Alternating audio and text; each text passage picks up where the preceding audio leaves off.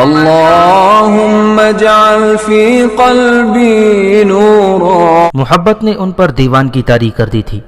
اسی شام وہ دونوں قلعے کی دیواروں پر وہیں کھڑے تھے جہاں گزشتہ شام ان کی ملاقات ہوئی تھی۔ اگلے روز وہ پھر سبزیوں کے باغ میں اسی جگہ بیٹھے ہوئے تھے۔ شام کے وقت وہ پھر قلعے کی دیوار پر کھڑے تھے۔ اس طرح وہ 8-10 روز ملتے رہے، اور ایک روز شافیہ عبید عربی کو اپنے گھر لے گئی۔ شیمونہ کو عبید خاص طور پر پسند آ گیا تھا۔ مزمل نے اس کے ساتھ کچھ ایسے ذاتی سوال کیے جنہیں وہ ضروری سمجھتا تھا۔ عبید عربی نے اسے مایوس نہ کیا۔ میری ایک خواہش ہے، عبید عربی نے مزمل سے کہا۔ میں سپہ سالار اوریزی سے ملنا چاہتا ہوں۔ اس کے ہاتھ چومنے کو جی چاہتا ہے۔ اس نے جو کارنامے کر دکھائے ہیں وہ کوئی اور نہیں کر سکتا۔ عبد الملک بن عطاش کو کون قتل کر سکتا تھا؟ یہ قلعہ وسم کو کوئی اور فتح نہیں کر سکتا تھا۔ اور پھر جس طرح اس سالار نے قلعہ ناظر و تبس لیا ہے، یہ اسی کی دانشمندی اور عسکری فہم و فراست کا نتیجہ ہے۔ مجھے اس سے ملوا دیں۔ میں ملواؤں گا، مزمل نے کہا۔ میں دراصل فوج میں جانا چاہتا ہوں، عبید عربی نے کہا۔ میں سپہ سالار اوریزی کے ماتحت سلطنت کی اور اسلام کی خدمت کرنا چاہتا ہوں۔ شیمونہ اور مزمل کو ذرا سا بھی شک نہ ہوا کہ عبید عربی حسن بن صباح کا بھیجا ہوا فدائی ہے۔ مزمل دلی طور پر تیار ہو گیا تھا کہ اسے سالار اوریزی سے ملوا دیا جائے گا۔ اس نے عبید عربی سے کہا کہ سالار اوریزی سے ملاقات تو کرا دی جائے گی، لیکن تمہاری جامع تلاشی ہوگی اور تمہارے پاس کوئی ہتھیار نہیں ہوگا۔ میں نے ان سے ملنا ہے، عبید عربی نے کہا۔ ان کے سامنے کسی ہتھیار کی نمائش نہیں کرنی۔ عبید عربی کو وسم کوہ میں آئے 2 مہینے ہو گئے تھے، اور قلعہ علموت میں حسن بن صباح اس خبر کا انتظار بڑی بے تابی سے کر رہا تھا کہ سالار اوریزی کو عبید عربی نے قتل کر دیا ہے۔ اس دوران بڑھئی نے اپنے ایک جاسوس کو یہ پیغام دے کر قلعہ علموت بھیجا تھا کہ امام سے کہنا سالار اوریزی کو اتنی جلدی قتل نہیں کیا جا سکتا، کیونکہ کوئی آدمی اس کے قریب نہیں جا سکتا۔ بڑھئی نے حسن بن صباح کو یقین دلا دیا تھا کہ یہ کام ہو جائے گا، اور عبید عربی موقع ڈھونڈنے کی پوری کوشش کر رہا ہے۔ بڑھئی نے پیغام میں یہ بھی کہا تھا کہ عبید عربی نے اس گھر تک رسائی حاصل کر لی ہے جس گھر کے افراد سالار اوریزی کے قابل اعتماد لوگ ہیں، بلکہ یہ اس حلقے کے لوگ ہیں جو سالار اوریزی کی دوستی کا ذاتی حلقہ ہے۔ امید ہے ان لوگوں کے ذریعے سالار اوریزی تک عبید عربی پہنچ جائے۔ ایک روز شافیہ نے صاف طور پر محسوس کیا کہ عبید کچھ پریشان ہے، اور بولتا ہے تو اس کی زبان لڑکھڑاتی ہے۔ شافیہ نے پوچھا تو اس نے پھیکی سی مسکراہٹ کے ساتھ شافیہ کو ٹال دیا، لیکن باتیں کرتے کرتے عبید کی بے چینی بڑھتی گئی۔ ایک بار تو اس نے یوں کیا کہ شافیہ کا ایک ہاتھ اس کے ہاتھ میں تھا اور اس نے اپنی انگلیاں شافیہ کی انگلیوں میں الجھا رکھی تھیں۔ عبید عربی نے اپنے ہاتھ کو اتنی شدت سے مروڑا جیسے اس کے ہاتھ میں لڑکی کا ہاتھ نہیں تھا بلکہ لکڑی کا ایک ٹکڑا تھا، اور اسے وہ توڑنے کی کوشش کر رہا تھا۔ شافیہ درد سے بلبلا اٹھی۔ اس نے عبید کا چہرہ دیکھا تو چہرہ لال سرخ ہوا جا رہا تھا۔ شافیہ نے بڑی مشکل سے اپنا ہاتھ اس کے ہاتھ سے نکالا اور گھبرائے ہوئے لہجے میں پوچھا کہ اسے کیا ہو گیا ہے۔ کچھ نہیں شافیہ، کچھ نہیں، عبید نے اکھڑی اکھڑی آواز میں کہا۔ کبھی کبھی ایسے ہو جاتا ہے، میں جلدی ہی اپنے آپ میں آ جاؤں گا۔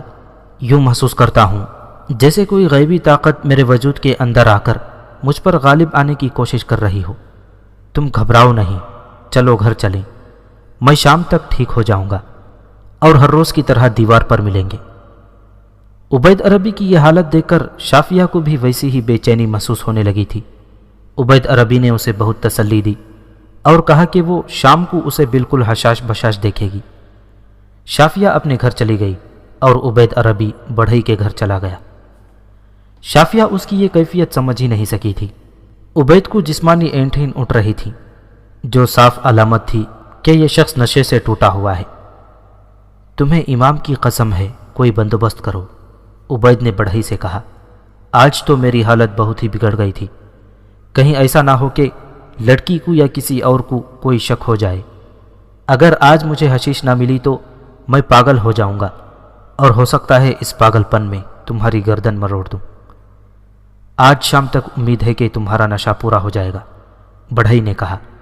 میں نے تمہیں بتایا ہے کہ یہاں آنے والے مال کو کھول کر دیکھا جاتا ہے، سالار اوریزی نے بڑا سخت حکم جاری کر رکھا ہے کہ حشیش کا ایک ذرہ بھی اس قلعے بند شہر میں نہ آئے، اور اگر کسی کے پاس حشیش یا اس قسم کا کوئی اور نشہ پکڑا جائے اسے فوراً قید خانے میں بند کر دیا جائے گا۔ سالار اوریزی نے یہ حکم یہ سوچ کر جاری کیا تھا کہ حشیش صرف فدائی یا حسن بن صباح کے جاسوس اور تخریب کار پیتے ہیں، یہ نشہ ان باطنیوں کا ہی تھا۔ سالار اوریزی نے سوچا تھا کہ ان لوگوں کو یہاں نشہ نہ ملا تو یہاں سے بھاگ جائیں گے، پھر بھی کسی نہ کسی طریقے سے حشیش وہاں پہنچ ہی جاتی تھی، مگر اتنے زیادہ دن ہو گئے تھے علمود سے حشیش نہیں آئی تھی۔ عبید عربی نشے سے ٹوٹا ہوا تھا۔ دن کے پچھلے پہر جب سورج مغرب کی طرف اتر رہا تھا، شافیہ قلعے کی دیوار پر جانے کے لیے تیار ہو رہی تھی۔ ہر شام اس کی عبید عربی کے ساتھ ملاقات ہوتی تھی۔ شافیہ گھر سے نکلنے ہی لگی تھی کہ مزمل آ گیا۔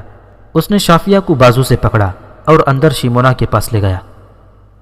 میں تمہیں بہت بری خبر سنانے لگا ہوں شافیہ، مزمل نے کہا۔ وقتی طور پر تمہیں یہ بری خبر لگے گی، لیکن اچھا ہوا کہ ایک بہت بڑے خطرے کا پہلے ہی علم ہو گیا ہے۔ شیمونا اور شافیہ کے رنگ اتنی سی بات سے اڑ گئے، دونوں خبر سننے کے لیے بےتاب ہو گئیں۔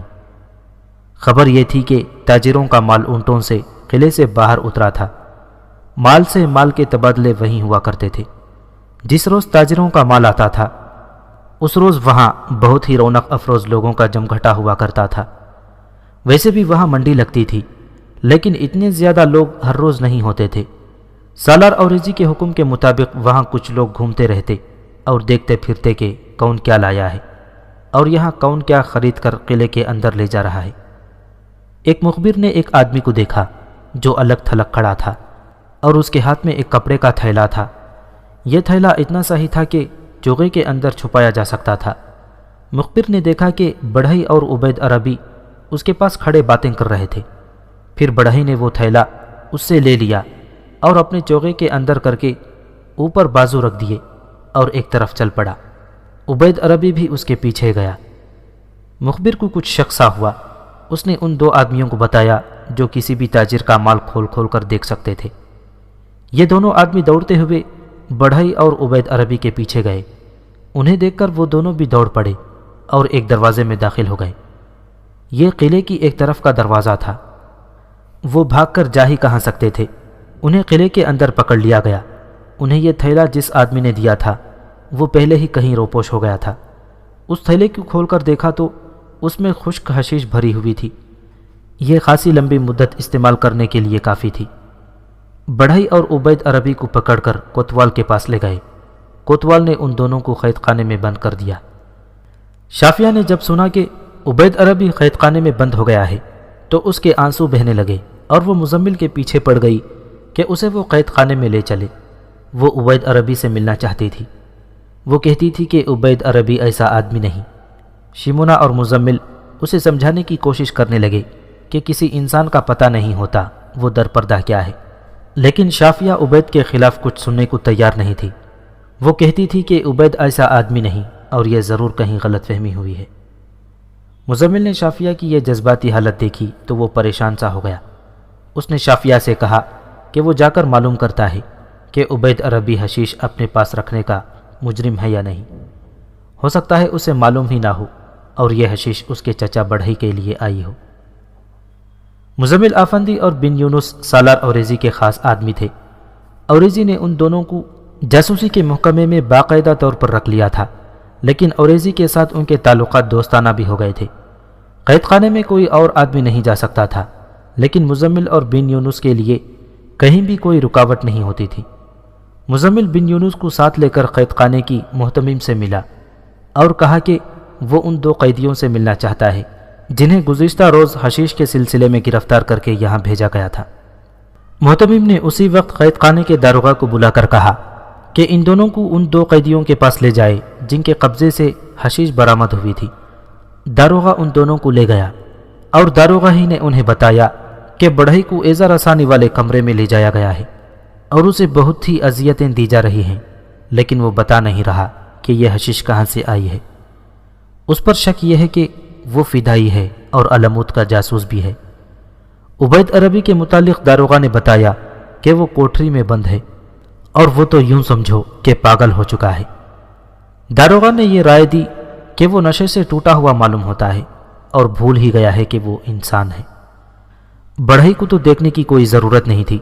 मुजम्मिल और बिन यूनुस उस कोठरी तक गए जिसमें उबैद अरबी बंद था। उसने जब मुजम्मिल को देखा तो दौड़कर सलाखों तक आया और सलाखों को पकड़कर झिंझोड़ने लगा। खुदा के लिए मुझे थोड़ी सी हशीश दे दो, उबैद अरबी ने चिल्ला चिल्ला कर कहा। मैं मर जाऊंगा, मुझे इतनी ज़्यादा अजियत देकर ना मारो, मुझे हशीश दो, नहीं देते तो मार डालो। मुजम्मिल ने उसे बताया कि हशीश तो किले में भी नहीं दाखिल हो सकती, उसे कैद खाने में हशीश कैसे दी जा सकती है। उबैद ने यह सुना तो उसने सलाखों को पकड़कर बड़ी ज़ोर ज़ोर से अपना सर सलाखों के साथ मारा। उसकी पेशानी से खून बहने लगा। दारोगा साथ था। उसने जब उस कैदी की हालत देखी तो 2-3 संतरियों को पुकारा। 3 संतरी दौड़े आए। दारोगा ने उन्हें कहा कि वो रस्सियां ले आएं और उस कैदी के हाथ पीठ पीछे बांधें और टांगें भी बांधें। वो तरीक़ा बड़ा ही जालिमाना था जिससे उबैद अरबी के हाथ और पांव बांधे गए। मुजम्मिल और बिन यूनुस वहां से आ गए। उबैद अरबी की चीखें दूर तक उनका ताक़ुब करती रहीं। उसे थोड़ी सी हशीश दे दी जाए तो ये बता देगा कि हसन बिन सबाह के साथ उसका कोई ताल्लुक़ है। मुजम्मिल ने दारोगा से कहा, साफ पता चलता है कि ये नशे से टूटा हुआ है। फिर भी नहीं बताएगा, दारोगा ने कहा। हमें उन लोगों का बहुत तजुर्बा है, उसे थोड़ी सी भी हशीश मिल गई तो ये शेर हो जाएगा, फिर तो ये बोलेगा ही नहीं। मुजम्मिल और बिन यूनुस कैद खाने से मायूसी के आलम में निकल आए। उन दोनों को अगर कुछ दिलचस्पी थी तो वो शाफिया के साथ थी। उन दोनों को तो यकीन हो गया था कि उबैद अरबी हशीश के नशे से टूटा हुआ है और ये मशकूक आदमी है। अब ये मालूम करना था कि उसका ताल्लुक़ हसन बिन सबाह के साथ था या नहीं, लेकिन शाफिया नहीं मान रही थी। उन दोनों ने घर जाकर शाफिया को यकीन दिलाने की कोशिश भी की, लेकिन वो नहीं मानती थी। वो रोती और बुरी तरह तड़पती थी। कहती थी, मुझे सालार औरेज़ी तक ले चलो, मैं उबैद को कैद खाने से निकलवा लूँगी। सालार औरेज़ी किले का अमीर भी था। वो उबैद अरबी को छोड़ सकता था, लेकिन मुजम्मिल और बिन यूनुस ऐसी सिफारिश नहीं करना चाहते थे। वो जानते थे कि सालार औरेज़ी बातिनियों के मामले में किस कदर हसास है और इंतज़ाम से भरा हुआ है। अगले रोज़ शाफिया की जज्बाती हालत बहुत ही बिगड़ गई और उसने रो रो कर बुरा हाल कर लिया। उसने मुजम्मिल को मजबूर कर दिया कि वो आज भी कैद खाने में जाए और उबैद अरबी को देख आए और उसे बताए कि वो किस हाल में है। मुजम्मिल चला गया और उबैद को देख आया। उबैद की हालत अब भी ये थी कि उसके हाथ पांव तो बंधे हुए थे, माथे से खून रिस रहा था और वो ऐसी बुरी तरह चीख और चिल्ला रहा था जैसे किसी कुत्ते को बांधकर मारा पीटा जा रहा हो। मुजम्मिल ने शाफिया और शिमोना को उबैद अरबी की हालत बिल्कुल ऐसी ही बताई जैसी वो देखकर आया था। यह सुनकर शाफिया की हालत भी वैसी ही होने लगी। शिमोना औरत थी। शाफिया की यह हालत उससे बर्दाश्त न हो सकी और वो रोने लगी। मुजम्मिल ने शाफिया से कहा कि चलो दोनों सालार औरेज़ी के पास चलते हैं। क्या सालार औरेज़ी उसे छोड़ देगा? शिमोना ने पूछा। छोड़ेगा तो नहीं, मुजम्मिल ने जवाब दिया। मैं सालार औरेज़ी से सिर्फ ये दरख्वास्त करना चाहता हूँ कि वो तबीब को कैद खाने में भेजे, कि वो उबैद अरबी को देखे और कोशिश करे कि उसके जहन से नशे का असर उतर जाए और वो सही हालत में आ जाए। फिर उससे पूछेंगे कि हशीश उसके पास कहाँ से आई थी। बस ये एक सूरत है कि हम उबैद अरबी को बचा सकते हैं। अगर वो नहीं बताएगा तो हम भी उसकी कोई मदद नहीं करेंगे। फिर तो हम यही समझेंगे कि वो हसन बिन सबाह का आदमी है। इस सूरत में अगर शाफिया मर भी गई तो हम परवाह नहीं करेंगे। उस ज़माने में कैदी के साथ किसी को ज़रा से भी दिलचस्पी और हमदर्दी नहीं हुआ करती थी। कैद खाने में कैदी मरते ही रहते थे। कैद खाने में डाले जाने का मतलब यही होता था कि यह शख्स बड़ा ख़तरनाक मुजरिम है और ये ज़रा से भी रहम का हकदार नहीं। मुजम्मिल और शिमोना सालार औरेज़ी के पास जा पहुँचे।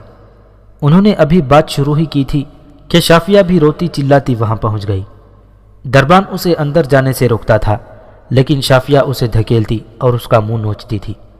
आखिर दरबान ने अंदर आकर सालार औरेज़ी को बताया कि एक लड़की बाहर यूं वावेला बपा किए हुए है और रोके रुकती नहीं। सालार औरेज़ी ने उसे भी अंदर बुला लिया। सालार औरेज़ी को बताया जा चुका था कि एक बढ़ई और उसका जवान साल भतीजा हशीश के साथ पकड़े गए हैं اور انہیں یہ حشیش باہر کا ایک آدمی دے کر غائب ہو گیا تھا۔ سالار اوریزی نے حکم دے دیا تھا کہ یہ مرتے ہیں تو مر جائیں، ان سے پوچھیں کہ یہ کون لوگ ہیں، ان کا تعلق باطنیوں کے ساتھ ضرور ہوگا۔ اب مزمل اور شمونا سالار اوریزی کو عبید عربی اور شافیہ کی ملاقاتوں کا قصہ سنا رہے تھے۔ شافیہ اندر گئی تو اس نے اپنا واویلا بپا کر دیا۔ وہ کہتی تھی کہ عبید ایسا آدمی نہیں، ضرور کوئی غلط فہمی ہوئی ہے۔ سالار اوریزی شافیہ کو مایوس نہیں کرنا چاہتا تھا، کیونکہ وہ اس لڑکی کے متعلق سب کچھ جانتا تھا اور اسے معلوم تھا کہ یہ لڑکی کس طرح اس قلعے میں پہنچی تھی اور اس نے اور کیا کچھ کیا تھا، لیکن اوریزی کسی مشکوک آدمی کو چھوڑنا بھی نہیں چاہتا تھا۔ شافیہ کی جذباتی حالت یہ تھی کہ اس نے عبید عربی کی رہائی کی خاطر آگے بڑھ کر اوریزی کے پاؤں پکڑ لیے۔ وہ کہتی تھی کہ اسے قید خانے میں جانے دیا جائے، وہ عبید سے صحیح بات پوچھ لے گی اور وہ اسے بتا بھی دے گی۔ سالار اوریزی نے حکم دیا کہ طبیب کو قید خانے میں بھیجا جائے کہ وہ عبید عربی کی مرہم پٹی کرے، اور اگر کوئی دوائی کارگر ہو سکتی ہے تو وہ بھی دے، اور شافیہ کو بھی قید خانے میں جانے دیا جائے کہ یہ عبید کی حالت اپنی آنکھوں دیکھ لے۔ طبیب اور شافیہ قید خانے میں گئے۔ مزمل اور شیمونا ان کے ساتھ تھے۔ قید خانے کے 2 سپاہی بھی ان کے ساتھ ہو لیے تاکہ عبید عربی کو قابو میں رکھا جائے۔ عبید کی حالت پہلے سے زیادہ بری اور قابل رحم ہو چکی تھی۔ اس کے ہاتھ پاؤں بندھے ہوئے تھے اور وہ فرش پر لوٹ پوٹ ہو رہا تھا، اور اس کے حلق سے بڑی ڈراؤنی آوازیں نکل رہی تھیں۔ ایک سپاہی نے آگے بڑھ کر سلاخوں والا دروازہ کھول دیا۔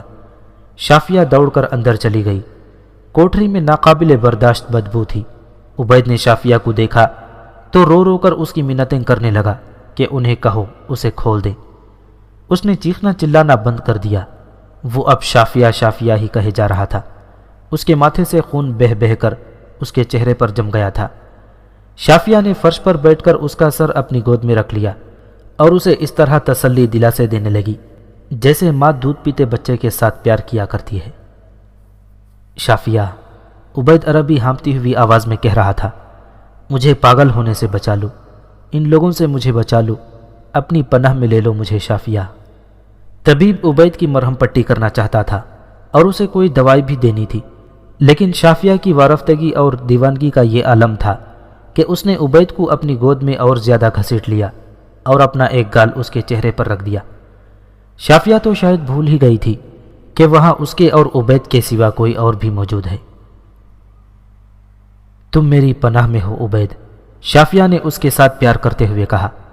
ہم دونوں اللہ کی پناہ میں ہیں، تم پاگل نہیں ہوگے، اور یہ لوگ جو یہاں موجود ہیں تمہارے ہمدرد ہیں، زخم کی مرہم پٹی کروا لو، پھر میں تمہارے پاس بیٹھوں گی۔ نہیں، عبید عربی نے شافیہ کا ایک بازو دونوں ہاتھوں میں بڑی مضبوطی سے پکڑ لیا اور بولا، تم چلی جاؤ، مجھے ان لوگوں کے حوالے کر کے نہ جانا، یہ لوگ مجھے مار ڈالیں گے۔ پانی پلاؤ شافیہ، پانی، مجھے کچھ چاہیے، پتہ نہیں کیا چاہیے۔ شافیہ نے اسے بٹھا کر اپنے ہاتھوں پانی پلایا، پھر اپنے ہاتھوں اس کے چہرے سے خون دھو ڈالا، اور پھر طبیب نے اس کی مرہم پٹی کر دی۔ اگر شافیہ اسے مرہم پٹی کروانے کو نہ کہتی تو وہ طبیب کو اپنے قریب بھی نہ آنے دیتا۔ عبید عربی کی ذہنی حالت بالکل بگڑ گئی تھی۔ وہ بے معنی سی باتیں بھی کر رہا تھا اور اس کی بعض باتیں تو پلے ہی نہیں پڑتی تھی۔ اس کی زبان جیسے اکڑی ہوئی تھی، جو صحیح الفاظ بھی بولنے کے قابل نہیں رہی تھی۔ اس نے بڑبڑاتے ہوئے کہا، خدا نے آدم کو جنت سے نکال دیا تھا۔ اس نے یہ الفاظ اس طرح کہے تھے جیسے خواب میں بول رہا ہو۔ شافیہ کے سوا یہ الفاظ کوئی نہ سمجھ سکا اور نہ سن سکا۔ طبیب نے تھوڑے سے پانی میں ایک دوائی کے چند قطرے ڈال کر شافیہ کو پیالہ دیا کہ اسے پلا دے۔ شافیہ کے ہاتھ سے اس نے یہ دوائی پی لی۔ کچھ دیر انتظار کیا گیا تو دیکھا کہ عبید عربی پر خاموشی طاری ہو گئی تھی اور نیند سے اس کا سر ڈولنے لگا تھا۔ یہ دوائی کا اثر تھا۔ ذرا ہی دیر بعد عبید عربی کی آنکھیں بند ہو گئیں اور سر ڈھلک گیا۔ اسے فرش پر لٹا دیا گیا۔ طبیب نے اشارہ کیا کہ سب لوگ یہاں سے نکل چلیں۔ شافیہ وہاں سے اٹھتی نہیں تھی، لیکن طبیب نے اس کے کان میں کچھ کہا تو وہ اٹھ کھڑی ہوئی۔ سب باہر نکل آئے اور کوٹری کا دروازہ پھر مقفل کر دیا گیا۔ شافیہ سلاخوں کو پکڑ کر وہیں کھڑی سوئے ہوئے عبید عربی کو دیکھتی رہی۔ شمونا نے اسے پکڑا اور ساتھ لے آئی۔ یہ سب داروغہ کے ساتھ قید خانے کے دفتر میں جا بیٹھے۔ میں حیران ہوں محترم طبیب، داروغہ نے کہا، کل یہی شخص سلاخوں کے ساتھ اپنا سر پھوڑ رہا تھا، اگر ہم اسے باندھ نہ دیتے تو اب تک یہ زندہ نہ ہوتا۔ میں حیران ہوں کہ آج اس لڑکی کو دیکھ کر یہ قیدی آگ سے پانی بن گیا ہے۔ میں نے اسے بڑی ہی غور سے دیکھا ہے۔ طبیب نے یوں بات کی جیسے قاضی فیصلہ سنا رہا ہو۔ مجھے اس کے کل کے رویے کے متعلق سب کچھ بتا دیا گیا تھا۔ میں نے خود دیکھا ہے کہ اس لڑکی کے ساتھ لگ کر وہ بالکل ٹھنڈا ہو گیا تھا۔ میں نے اسے جو دوائی دی ہے یہ صرف نیند کے لیے ہے۔ میں اسے سلانا چاہتا ہوں تاکہ اس کا تھکا ٹوٹا ہوا ذہن ٹھکانے پر آ جائے، اسے علاج نہ سمجھا جائے۔ میں نے اس کا علاج دیکھ لیا ہے۔ یہ علاج صرف شافیہ کے پاس ہے۔ شافیہ اس کے پاس آتی رہے تو یہ اپنی صحیح ذہنی حالت پر آ جائے گا۔ یہ نشے سے ٹوٹا ہوا ہے اور خطرہ یہ ہے کہ یہ اپنا دماغی توازن کھو بیٹھے گا۔ طبیب نے تشخیص کر کے کچھ ہدایات دیں اور زور دے کر کہا کہ اس قیدی کو شافیہ کے ساتھ کچھ دن رکھا جائے۔ یہ اپنے دل کی ڈھکی چھپی باتیں بھی شافیہ کے آگے اگل دے گا۔ قید خانے سے نکل کر یہ سب لوگ سالار اوریزی کے پاس پہنچ گئے۔ طبیب نے سالار اوریزی کو عبید عربی کے متعلق ساری رپورٹ دی اور اسے بھی کہا کہ عبید کا علاج شافیہ ہے۔ سالار محترم، شافیہ نے کہا، اگر آپ مجھے عبید کے ساتھ رہنے کی اجازت دے دیں تو کیا میں اس کے ساتھ قید خانے کی کوٹری میں رہوں گی؟ میں اس کے ساتھ وہاں بھی رہنے کو تیار ہوں۔ کیا یہ نہیں ہو سکتا کہ اسے کسی اچھی جگہ منتقل کر دیا جائے جہاں میں اس کے ساتھ دل جمعی کے ساتھ رہ سکوں؟ میں پہلے جو بات نہیں مانتی تھی وہ میں نے اب مان لی ہے۔ عبید نشے سے ٹوٹا ہوا ہے۔ مجھے اس سے پہلے کبھی شک نہیں ہوا تھا کہ یہ کوئی نشہ کرتا ہے۔ اگر آپ اس سے کچھ اور پوچھنا چاہتے ہیں تو وہ میں پوچھ لوں گی۔ مجھے پورا یقین ہے کہ یہ باطنی نہیں ہے۔ جذبات سے نکلو شافیہ، سالار اوریزی نے کہا۔ مجھے اب یقین ہونے لگا ہے کہ عبید اور یہ بڑھئی حسن بن صبا کے بھیجے ہوئے آدمی ہیں۔ مجھے خطرہ یہ نظر آ رہا ہے کہ عبید تمہیں محبت کا دھوکہ دے رہا ہے اور یہ لوگ تمہیں یہاں سے اڑا لے جائیں گے اور قلعہ علموت میں حسن بن صبا کے حوالے کر دیں گے۔ یہ لوگ اتنے پکے ہوتے ہیں کہ بڑھئی نے ابھی تک کچھ نہیں بتایا، حالانکہ اسے ایسی اذیتیں دی گئی ہیں جو ایک تندرست گھوڑا بھی شاید برداشت نہ کر سکے۔ عبید ابھی کچا معلوم ہوتا ہے۔ شافیہ نے سالار اوریزی کو کہا تھا کہ عبید کو کسی اچھی جگہ منتقل کر دیا جائے تو وہ اس سے اگلوا لے گی کہ وہ اصل میں کیا ہے، کہاں سے آیا ہے اور کس ارادے سے آیا ہے، اور اس بڑھئی کے ساتھ اس کا کیا تعلق ہے۔ سالار اوریزی کو تو اصل راز کی ضرورت تھی، کسی کو اذیت میں ڈالنا ضروری نہیں تھا۔ اس نے حکم دے دیا کہ عبید عربی کو کسی اچھی جگہ منتقل کر دیا جائے۔ یہ جگہ قید خانے کے باہر بھی ہو سکتی ہے اور وہاں پہرا کھڑا کر دیا جائے، یعنی عبید کو قیدی قرار دے کر رکھا جائے اور شافیہ جس وقت چاہے اور جتنی دیر تک چاہے اس کے پاس رہ سکتی ہے۔ عبید عربی کو اسی دن قلعے میں ایک کمرہ تیار کر کے بھیج دیا گیا اور باہر 2 سپاہی پہرے پر کھڑے کر دیے گئے۔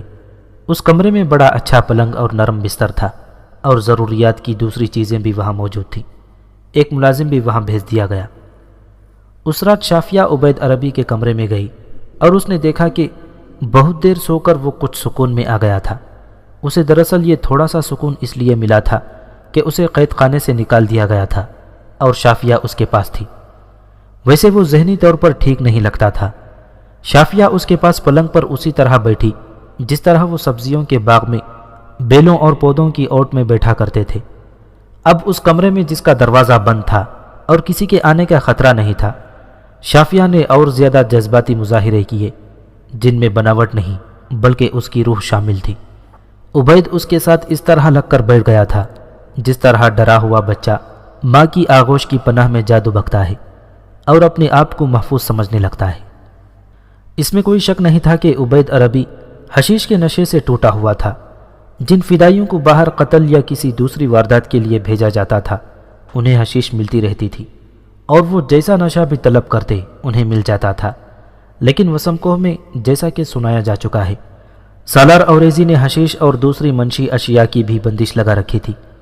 حشیش نہ ملنے کے اثرات تو دماغ پر بہت ہی برے ہوتے تھے، لیکن سب سے بڑا نقصان یہ ہوتا تھا کہ ایسا آدمی جو نشے سے ٹوٹا ہوا ہوتا تھا محض نشے کی خاطر راز اگل دیتا تھا۔ عبید کو پاگل ہو جانا چاہیے تھا، لیکن شافیہ ایک ایسا نشہ تھا جس نے عبید کے دماغ سے حشیش نہ ملنے کے اثرات زائل کرنے شروع کر دیے۔ اس کے ساتھ طبیب کی دوائی کے اثرات بھی تھے۔ طبیب اپنی دوائی کی خوراک کم کرتا جا رہا تھا، اس سے عبید کو نیند کم آنے لگی تھی۔ مختصر یہ کہ شافیہ کے والہانہ پیار نے اور طبیب کی دوائی نے عبید کو نشے کی طلب کی اذیت سے نکال لیا۔ ایک روز شافیہ پیار ہی پیار میں اسے اس بات پر لے آئی کہ وہ اپنا آپ بے نقاب کر دے۔ عبید عربی تو جیسے اسی انتظار میں تھا کہ شافیہ اس سے یہ بات پوچھے۔ اس نے بڑی لمبی کہانی شروع کر دی۔ اس نے شافیہ کو سنایا کہ جب شافیہ اصفہان سے اپنے چچا ابو جندل کے ساتھ ہمیشہ کے لیے چلی گئی تھی تو عبید عربی تھوڑا ہی عرصے بعد اپنے ماں باپ کے ساتھ ایک قافلے میں کہیں جا رہا تھا۔ اس کا باپ تاجر تھا اور مال بیچنے اور خریدنے کے لیے جا رہا تھا۔ پہلی بار اپنی بیوی اور عبید کو بھی ساتھ لے گیا۔ اس وقت عبید کا نام ناصر تھا اور یہی وہ نام تھا جو اس کے ماں باپ نے رکھا تھا۔ راستے میں قافلے پر لٹیروں کا حملہ ہو گیا۔ عبید عربی نے سنایا کہ لٹیروں نے جہاں سب کچھ لوٹ لیا وہاں یہ ظلم بھی کیا کہ خوبصورت بچیوں اور جوان لڑکیوں کو اٹھا کر لے گئے، اور ایک لٹیرے نے اسے بھی اٹھا لیا۔ اسے ابھی تک یاد تھا کہ اس لٹیرے نے اپنے ساتھی سے کہا تھا کہ بڑا ہی خوبصورت بچہ ہے۔ اس وقت اس کی عمر 12-13 سال تھی۔ عبید نے سنایا کہ اس کی ماں بھی اس کا باپ بھی لٹیروں کے ہاتھوں قتل ہو گئے تھے۔ اس نے اپنے ماں باپ کو قتل ہوتے دیکھا تھا۔ وہ تو رو رو کر بے ہوش ہو گیا تھا۔ لٹیروں نے اسے شہدر پہنچا دیا۔ شہدر میں اس کی تربیت ہونے لگی اور وہ بڑا ہونے لگا۔ جب اس کی عمر 19-20 سال ہو گئی تو اسے قلعہ علمود بھیج دیا گیا۔ وہاں اسے حسن بن صباح کو پیش کیا گیا جس نے اسے جنت میں داخل کر دیا۔ اسے دوسروں کی طرح حشیش پلائی جاتی تھی اور وہاں بڑی خوبصورت لڑکیاں تھیں جن کے ساتھ وہ رہتا اور عیش و تفریح کرتا تھا۔ اسے وہاں ہر عیش اور موج حاصل تھی، لیکن پیار کہیں بھی نہیں تھا۔ ہر وقت دھڑکا لگا رہتا تھا کہ شیخ الجبل ایک دن اسے بلائے گا اور کہے گا کہ اپنا خنجر نکالو اور اپنے آپ کو قتل کر لو۔ یہ مظاہرہ اس کے سامنے چند مرتبہ ہوا تھا اور ہر بار ایک فدائی اپنے ہی ہاتھوں ہلاک ہو جاتا تھا۔ عبید عربی کی شخصیت ہی بدل گئی اور وہ اس ذہنی مقام تک پہنچ گیا جہاں وہ خود چاہنے لگا کہ شیخ الجبل اسے حکم دے کہ اپنا پیٹ چاک کر دو تو وہ اسے اپنا پیٹ چاک کر کے دکھا دے۔ پھر بھی پیار کی تشنگی پوری طرح ختم نہ ہوئی۔ حسن بن صباح کی جنت میں ایک سے ایک حسین اور نوجوان لڑکی تھی، لیکن وہ سب خوبصورت اور پرکشش جسم کے تھے۔ ان کے اندر جیسے دل تھا ہی نہیں اور روح بھی نہیں تھی۔ آخر ایک روز اسے شیخ الجبل امام حسن بن صباح نے بلایا اور کہا کہ تم وسم کوہ جاؤ گے اور وہاں سپہ سالار اوریزی کو قتل کرنا ہے، اور پھر بھاگنے کی کوشش نہ کرنا بلکہ وہیں اپنے آپ کو اسی خنجر سے ہلاک کر لینا ہے۔ وہ یہاں آیا۔ یہ بڑھئی اس کا چچا بالکل بھی نہیں لگتا، بلکہ یہ اسی کام کے لیے یہاں موجود ہے کہ کوئی فدائی آئے تو اسے پناہ دی جائے اور یہاں کی خبریں علمود بھیجی جائیں۔ اس نے سبزیوں کے باغ کے مالک کا بھی نام لیا اور کہا کہ وہ بھی حسن بن صباح کا آدمی ہے۔ عبید نے بتایا کہ وہ ابھی دیکھ رہا تھا کہ سالار اوریزی کو کس طرح اور کہاں قتل کیا جا سکتا ہے، کہ اتنے میں اسے شافیہ مل گئی اور شافیہ سے اسے وہ پیار مل گیا جس کے لیے وہ مرا جا رہا تھا۔ بڑھئی اور سبزی والے کے پاس حشیش ختم ہو گئی۔ انہوں نے عبید کو دوسرے نشے پلائے، لیکن وہ حشیش ہی طلب کرتا تھا۔ حشیش آئی اور پکڑی گئی۔ اس سے جو حالت اس کی ہوئی وہ پہلے سنائی جا چکی ہے۔ اس نے حیرت کا اظہار کیا کہ حشیش کے نشے سے وہ اس حد تک ٹوٹ گیا تھا کہ اس نے اپنا سر پھوڑ لیا تھا، لیکن اس نے قید خانے میں شافیہ کو دیکھا تو نشے سے ٹوٹنے کے اثرات کم ہو گئے۔ دراصل پیار کی پیاس کے اثرات زیادہ زہریلے تھے۔ شافیہ نے والہانہ محبت کا مظاہرہ یہ کیا کہ اسے قید خانے سے نکلوا لیا اور اس کمرے میں لے آئی۔ مختصر یہ کہ حشیش پر شافیہ کی والہانہ محبت غالب آ گئی اور عبید نے اپنا یہ راز اگل کر یوں سکون محسوس کیا جیسے اس کے وجود میں زہر بھرا ہوا تھا اور یہ زہر نکل گیا ہو۔ میں اس گناہ کا کفارہ ادا کرنا چاہتا ہوں شافیہ، عبید عربی نے کہا۔ سپہ سالار اوریزی کو یہ ساری بات سنا دو اور اسے کہو کہ مجھے جو سزا دینا چاہے وہ میں ہنسی خوشی قبول کر لوں گا۔ سالار اوریزی نے اسے کوئی سزا نہ دی۔ بڑھئی اور سبزیوں کے باغ کے مالک کو سرعام سزائے موت دی گئی۔ ان کی لاشیں اور سر شہر سے دور جنگل میں پھینک دی گئیں۔ حق و باطل کا تصادم اسی روز شروع ہو گیا تھا جس روز غار حرا سے نور حق کی کرنیں پھوٹی تھیں۔ حق و باطل کے لشکروں نے میدانوں اور صحراؤں میں خون ریز لڑائیاں لڑیں، دشت و جبل میں برسر پیکار ہوئے، پہاڑوں، دریاؤں اور سمندروں میں ان کے معرکے ہوئے اور ہوتے ہی چلے آ رہے تھے۔ دونوں فریقوں کی فوج کے خون سے صحراؤں کی ریت اور سمندروں کا پانی لال ہو گیا۔ مطلب یہ کہ حق و باطل جب بھی باہم تصادم ہوئے، دو بدو معرکہ آرا ہوئے، لیکن حسن بن صباح اٹھا تو اس نے حق کے خلاف ایک ایسی جنگ شروع کر دی جس کا حق پرستوں کے ہاں کوئی تصور ہی نہ تھا۔ یہ ایک زمین دوز جنگ تھی۔ یہ ساری داستان جو اب تک داستان کو سنا چکا ہے، ایسی ہی انوکھی جنگ کی داستان ہے، یہاں اسے دہرانے کی ضرورت نہیں۔ اہل سنت حق پرستوں نے پہلے اسی لیے بہت نقصان اٹھایا کہ وہ اس طریقے جنگ سے واقف نہ تھے۔ وہ تو مردان حر تھے جو میدان میں اتر کر لڑا کرتے تھے۔ یہ سنایا جا چکا ہے کہ کتنی ہی اہم شخصیات باطنیوں کے ہاتھوں قتل ہو گئیں، لیکن اب مسلمان اس طریقے جنگ کو سمجھ گئے اور انہوں نے باطنیوں کو نقصان پہنچانا شروع کر دیا۔ شہدر کی فتح تاریخ اسلام کا ایک سنگ میل ثابت ہوتا ہے۔ یہ بھی سنایا جا چکا ہے کہ حسن بن صباح کے پیر و مرشد عبد الملک ابن عطاش کا قتل بھی ایک سنگ میل کی حیثیت رکھتا ہے۔ مورخ لکھتے ہیں کہ حسن بن صباح کو کہیں سے بھی اپنے فرقے کے نقصان کی کوئی خبر ملتی تھی تو وہ مسکرا دیا کرتا تھا جیسے اسے اس کی پرواہ نہ ہو۔ اس کے قلعے لے لیے گئے تو بھی اس نے ہنس کر ٹال دیا، مگر اب اس پر سنجیدگی طاری ہو گئی تھی۔ حسن بن صباح کا پیر و مرشد تو مارا ہی گیا تھا اور حسن بن صباح نے یہ انتہائی کڑوا گھونٹ بھی نگل لیا تھا، لیکن عبد الملک بن عطاش اس کے سامنے ایک اور مسئلہ رکھ گیا تھا، وہ یہ کہ اس نے قلعہ ناظر و طبس میں حسن بن صباح سے ملاقات کے دوران کہا تھا کہ اس نے شہدر سے کچھ دور اچھا خاصا خزانہ چھپا رکھا ہوا ہے جسے وہ بوقت ضرورت استعمال کرے گا۔ اس نے یہ بھی بتایا کہ اس کے علاوہ صرف 2 آدمی ہیں جو جانتے ہیں کہ یہ خزانہ کہاں ہے۔ عبد الملک نے یہ بات یوں کی تھی جیسے اسے یقین تھا کہ اس نے تو مرنا ہے ہی نہیں، وہ یہ خزانہ پیچھے چھوڑ کر دنیا سے اٹھ گیا یا اٹھا دیا گیا۔ اس نے حسن بن صباح کو یہ تو بتایا ہی نہیں تھا کہ خزانہ کہاں ہے۔ یہ بتایا تھا کہ 2 آدمی جانتے ہیں، لیکن اس نے ان 2 آدمیوں کے نام نہیں بتائے تھے، نہ یہ بتایا کہ وہ کہاں ہیں۔ حسن بن صباح کو تو خزانے کی ضرورت ہر وقت رہتی تھی، ضرورت نہ بھی ہوتی تو بھی اس کی فطرت خزانوں کی متلاشی رہتی تھی۔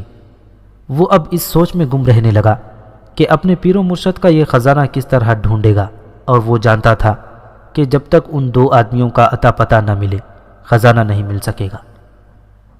عبد الملک حسن بن صباح کے آگے ایک اور مسئلہ رکھ گیا تھا۔ اس نے کہا تھا کہ ہم لوگ چوری چھپے قتل کرانا جانتے ہیں اور ہمارے پاس ایسے فدائی موجود ہیں جو قتل کر کے خودکشی کر لیتے ہیں، لیکن ایسے قاتل فوجوں کی یلغار کو روک نہیں سکتے، نہ ہی وہ محاصرے کو توڑ سکتے ہیں۔ اس کے لیے باقاعدہ فوج کی ضرورت ہے، اور اس فوج کو محاصرہ توڑنے کی اور محاصرہ کرنے کی اور میدان میں لڑنے کی تربیت دی جائے۔ اس نے حسن بن صباح کو یہ بھی بتایا تھا کہ جن سلجوقیوں نے شہدر لے لیا ہے وہ اب سیدھے علموت پر آئیں گے، اور کوئی بعید نہیں کہ وہ علموت کو بھی فتح کر لیں گے۔ حسن بن صباح نے اس تجویز پر سنجیدگی سے سوچنا شروع کر دیا تھا۔ اس نے اپنے مشیروں کو بتا دیا تھا کہ وہ ایک لشکر تیار کر لیں اور پھر اس کی تربیت کا بندوبست کیا جائے۔ جس طرح اللہ تبارک و تعالیٰ نے کفار کو شکست دینے کے لیے ابابیلیں بھیج دی تھیں جن کی چونچوں میں کنکریاں تھیں، اسی طرح حسن بن صباح کے فرقے کے خاتمے کے لیے خداوند تعالیٰ نے کنکریوں والی ابابیلوں کا ہی بندوبست کر دیا۔ یہ اللہ کی مدد تھی، اور اللہ حق پرستوں کو کچھ عرصہ آزمائش میں ڈال کر ان کی مدد کا بندوبست کر ہی دیا کرتا ہے، ورنہ شافیہ جیسی حسین و جمیل اور مصیبت زدہ لڑکی ایسے باطنیوں کی ہلاکت کا باعث نہ بنتی جو سالار اوریزی کو قتل کرنے آئے تھے اور وسم کوہ میں رہ کر نہ جانے اور کتنی اور کیسی تباہی لاتے۔ ایسا دوسرا کردار جو تاریخ کے اس باب میں ابھرا وہ نور تھی، اور اس کے ساتھ اس کا باپ تھا۔ شافیہ کی طرح نور بھی حسین و جمیل اور جوان سال لڑکی تھی۔ اس کی داستان سنائی جا چکی ہے۔ یہ کہنا غلط نہیں کہ شہدر کی فتح کا باعث اس کا باپ بنا تھا، اور وہ خود بھی۔ اب وہ مرو میں سلطان کے محل میں تھی۔ سلطان محمد نے اسے اور اس کے باپ کو خاصا انعام و اکرام دیا تھا اور دونوں کو محل میں رہنے کے لیے جگہ دے دی تھی۔ نور اب آزاد تھی، حسین بھی تھی، جوان بھی تھی۔ اسے اب زندگی سے لطف اٹھانا چاہیے تھا اور یہ اس کا حق بھی تھا۔ اس پر جو گزری تھی وہ بڑا ہی دردناک حادثہ تھا۔ اسے ایک بوڑھے نے زبردستی اپنی بیوی بنا لیا تھا، لیکن اس کی حیثیت ایک زرخریز لونڈی کی سی تھی۔ وہ تو جہنم سے نکل کر جنت میں آئی تھی۔ اب اس پر کوئی پابندی نہیں تھی۔ وہ اپنی پسند کا کوئی آدمی دیکھ کر اس کے ساتھ شادی کر سکتی تھی۔ اس سے بڑھ کر ایک امیر زادہ اس کی راہ میں آنکھیں بچھانے کو بےتاب تھا، لیکن اس کی اپنی بےتابیاں کچھ اور ہی نوعیت کی تھیں۔ اس کے اندر انتقام کی آگ جل رہی تھی۔ بعض اوقات بیٹھے بیٹھے وہ کسی سوچ میں کھو جاتی اور اچانک پھٹ پڑتی اور باپ سے کہتی کہ وہ کچھ کرنا چاہتی ہے۔ وہ اس پر مطمئن نہیں تھی کہ اس کا خاوند سزائے موت پا گیا ہے اور عبد الملک بن عطاش بھی جہنم واصل ہو چکا ہے، اور اس کا انتہائی مضبوط اڈا جسے شہدر کہتے تھے حق پرستوں کے قبضے میں آ گیا ہے۔ انتقام کا جذبہ اسے بے حال کیے جا رہا تھا۔ باپ اسے ٹھنڈا کرنے کی کوشش میں لگا رہتا تھا اور کہتا تھا کہ اب اس کی شادی کسی موزوں آدمی کے ساتھ ہو جائے اور وہ اپنے اس فرض سے بگدوش ہو کر باقی عمر اللہ اللہ کرتے گزارے۔ نور کہتی تھی کہ شادی تو اسے کرنی ہی ہے، لیکن وہ باطنیوں کے خلاف کچھ کیے بغیر کسی کی بیوی بننا پسند نہیں کرتی۔ ایسی ہی باتیں کرتے کرتے ایک روز نور نے باپ سے کہا کہ وہ شہدر جا کر آباد ہو جائیں تو شاید اسے چین آ جائے۔ اس کا یہ خیال اچھا تھا۔ جس شہدر میں وہ زرخرید بیوی یا لونڈی تھی، اس شہدر میں جا کر وہ آزادی سے گھومنا پھرنا چاہتی تھی۔ اس کے باپ نے اپنی کوئی رائے ضرور دی ہوگی، لیکن نور فیصلہ کر چکی تھی کہ وہ باپ کو ساتھ لے کر شہدر چلی جائے گی اور باقی عمر وہیں گزارے گی۔ ایک روز اس نے اپنے باپ کو مجبور کر دیا کہ وہ سلطان کے پاس جائے اور اسے کہے کہ وہ انہیں شہدر بھیجوانے کا بندوبست کر دے اور وہاں ان کا کوئی ذریعہ معاش بھی ہو جائے تو باقی عمر وہیں گزار دیں گے۔ اس کا باپ سلطان محمد کے پاس گیا اور عرض کی کہ وہ اسی طرح سلطان کے محل میں سرکاری ٹکڑوں پر زندہ نہیں رہنا چاہتے، کیونکہ یہ ان کے وقار کے خلاف ہے۔ باپ نے کہا کہ وہ کوئی ایسا بوڑھا تو نہیں ہو گیا کہ اپنے ہاتھوں کچھ کما نہ سکے۔ وہ شہدر کو ہی موزوں سمجھتا ہے جہاں وہ اپنی روزی خود کمائے گا۔ سلطان محمد نے اسی وقت حکم دے دیا کہ نور اور اس کے باپ کو شہدر پہنچا دیا جائے اور سنجر کو یہ پیغام دیا جائے کہ اس باپ بیٹی کو اتنی زمین دے دی جائے جو انہیں باعزت روٹی بھی دے اور معاشرے میں پروقار مقام بھی بن جائے۔ اس طرح کچھ دنوں بعد نور اور اس کا باپ شہدر پہنچ گئے۔ انہیں سرکاری انتظامات کے تحت گھوڑا گاڑی میں وہاں تک پہنچایا گیا تھا۔ سنجر کو سلطان محمد کا حکم یہ دیا گیا کہ انہیں زمین اور مکان فوراً دے دیا جائے۔ سنجر تو ان پر بہت ہی خوش ہوا۔ نور کے باپ نے جو کارنامہ کر دکھایا تھا اس کی قیمت تو دی ہی نہیں جا سکتی تھی۔ سنجر نے انہیں ایک تو بڑا ہی اچھا مکان دے دیا اور قلعے کے باہر اچھی خاصی زرخیز زمین بھی دے دی۔ کچھ مالی امداد بھی دی تاکہ یہ اپنی زمین کی کاشت شروع کر دیں۔ باپ بیٹی اس مکان میں آباد ہو گئے اور پھر باپ نے ایسے نوکروں کا انتظام کر لیا جن کا پیشہ کاشتکاری تھا۔